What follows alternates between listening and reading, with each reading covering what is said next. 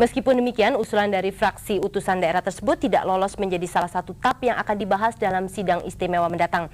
Bagaimana bersama sajian khusus liputan 6 SCTV, yaitu peliputan tentang pembukaan sidang istimewa MPR yang rencananya akan dilakukan oleh Presiden B. Habibie pada pukul 10 waktu Indonesia Barat nanti. Dan saudara, untuk mengetahui situasi saat ini, kembali kami akan menghubungi rekan Arif Suditomo yang berada di gedung MPR DPR Senayan, Jakarta. Arif? Terima kasih. Ira, baru saja pukul 8 lebih 15 menit barusan kita dengar di Indonesia sejak kemerdekaan diproklamasikan tahun 1945. Meski berbeda dengan sidang istimewa pertama, sidang istimewa kedua ini memiliki nuansa yang sama. Keduanya akan menorehkan tinta sejarah terhadap perjalanan bangsa. Bagaimana sidang istimewa MPRS tahun 1967 yang salah satu ketetapannya mencabut kekuasaan Presiden Soekarno waktu itu?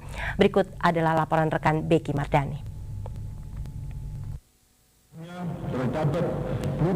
Sidang istimewa pertama terjadi tanggal 7 hingga 11 Maret tahun 1967 ketika status MPRS masih sementara. Semua anggota MPRS ketika itu diangkat presiden karena belum ada pemilihan umum.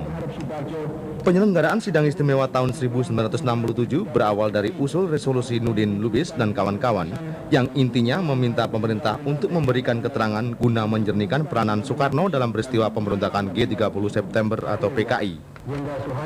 Usul resolusi Nurdin Lubis ini kemudian disetujui sidang pleno DPR gotong royong yang kemudian diperkuat memorandum DPR GR yang berisi pertanggungjawaban kepemimpinan Presiden Soekarno. Keluarnya memorandum DPR GR ini disebabkan ketidakpuasan terhadap pidato Presiden Mandataris MPRS kepada MPRS tanggal 22 Juni tahun 1966 yang diberi judul Nawaksara. Pidato itu dinilai tidak memuat secara jelas tentang pertanggungjawaban Presiden. Selain itu, laporan pertanggungjawaban tersebut dianggap tidak sesuai dengan keputusan nomor 5 MPRS 1966 tentang pemberontakan G30 SPKI dan kemerosotan ekonomi.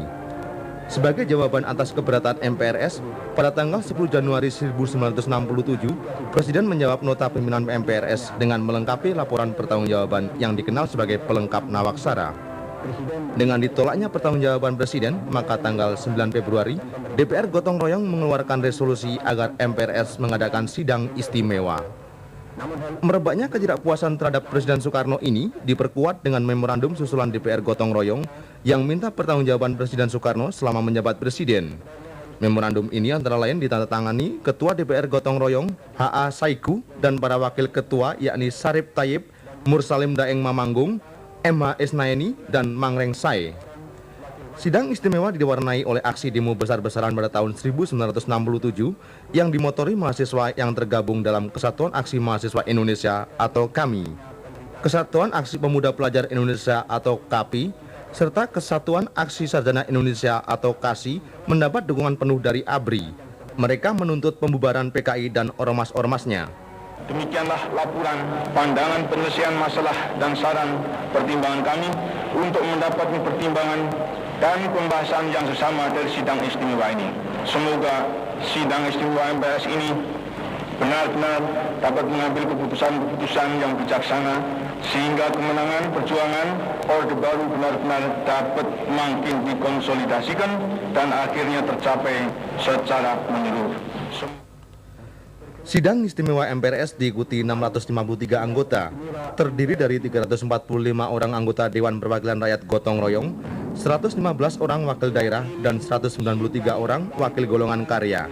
Sidang yang dipimpin Ketua MPRS Abdul Haris Nasution ini menghasilkan 4 ketetapan MPRS.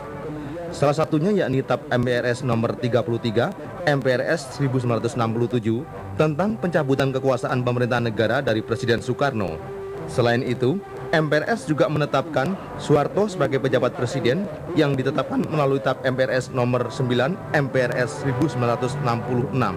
Kita masing-masing masih ingin kiranya melahirkan hasil-hasil yang lebih sempurna.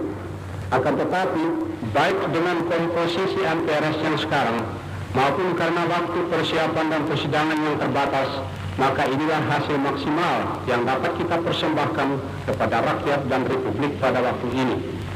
Dan pada khususnya, hasil-hasil ini diharapkan pula membawa manfaat bagi kesuksesan misi mandataris kita di luar negeri.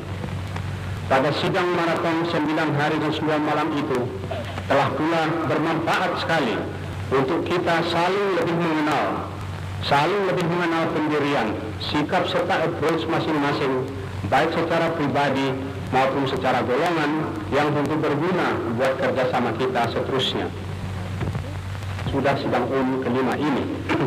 Dan sebagai akhirul kalam dalam hal penggarapan materi-materi penting dari Komisi 2 dan 3 yang dengan ini tidak selesai, saya minta kepada semua pihak untuk tetap memelihara dan membina konsensus nasional, mengusahakan konsensus nasional seterusnya, dan umumnya membina persatuan nasional kita. Dan atas nama MPRS ini, perkenankanlah saya mengucapkan terima kasih atas perhatian dan bantuan semua pihak dari seluruh rakyat Indonesia untuk kelangsungan sidang umum kelima ini. Dan saya mengucapkan pula selamat kembali ke tugas kita masing-masing di daerah-daerah maupun tempat manapun, dengan ucapan selamat bekerja dan selamat bertemu kembali dalam sidang yang akan datang. Dengan mengucapkan alhamdulillah, saya tutup sidang umum kelima MPRS ini.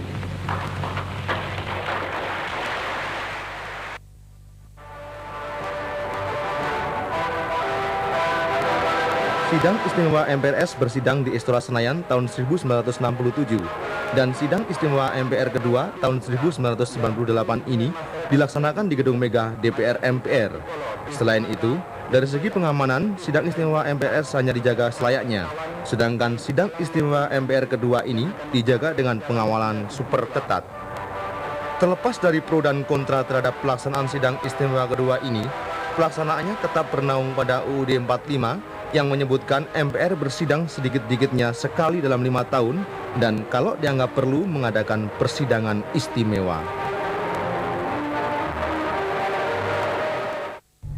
Saudara, untuk lebih jauh tentang situasi pada saat sidang istimewa MPRS tahun 1967, kami akan segera menghubungi Wakil Ketua MPRS, yaitu Legend Purnawirawan TNI Masyudi. Halo, selamat pagi Pak Masyudi. Selamat pagi ya. Ya, Anda cukup jelas mendengar suara saya Pak Masyudi? Ya. Selamat pagi. Ya, selamat pagi. Pak Masyudi, bagaimana situasi pada saat sidang istimewa MPRS tahun 1967? Kelihatannya berbeda sekali dengan saat ini ya Pak ya?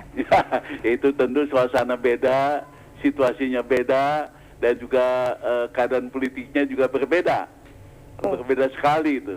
Pengalaman Anda sendiri bagaimana Pak? Ada yang unik yang bisa diceritakan kepada kami tentunya? Ya, karena pada waktu itu sudah diselesaikan sejak 66 sampai 67 diselesaikan konflik. Sehingga konflik itu terselesaikan sehingga ada sidang istimewa yang didukung oleh DPR maupun oleh rakyat, terutama oleh mahasiswa. Jadi satu suara begitu ya Pak ya? Satu suara, tidak ada suara yang lain. Jadi mau menggantikan Nasakom dengan jiwa semangat kembali ke Undang-Undang Dasar 45. Ya. Secara teknis sendiri pelaksanaan sidang pada saat itu bagaimana Pak Masyudi? Tidak apa-apa, karena biarpun keadaan sangat sederhana, seperti diketahui saya sebagai kepala rumah tangga bertanggung jawab terhadap penyelenggaraan daripada sidang istimewa ini dengan anggaran yang sangat terbatas. Berapa waktu itu Pak? Ya? Berapa waktu itu Pak? Ya, tidak banyak lah waktu itu, karena kita pun Bapak sendiri tidak tinggal di rumah dinas, ya. Masih di mes begitu. Kabarnya masyarakat yang ingin mengetahui jalannya sidang juga boleh masuk ke dalam gedung ya Pak ya? Banyak sekali, juga termasuk mahasiswa yang ada di luar itu. Baik, kalau begitu. Pak Masyudi, selain itu apakah dari anggota Dewan sendiri ada yang kemudian mempunyai pandangan yang sedikit berbeda, walaupun Anda sampaikan tadi satu suara ya, tapi ada sedikit berbeda tentang satu masalah misalnya? Berbeda sih tidak ya, ada yang memang tetap mempertahankan mengenai ajaran Bung Karno. Jadi itu soalnya hanya sedikit. Dan pada dasarnya sidang pun menerima bahwa kita tidak menolak secara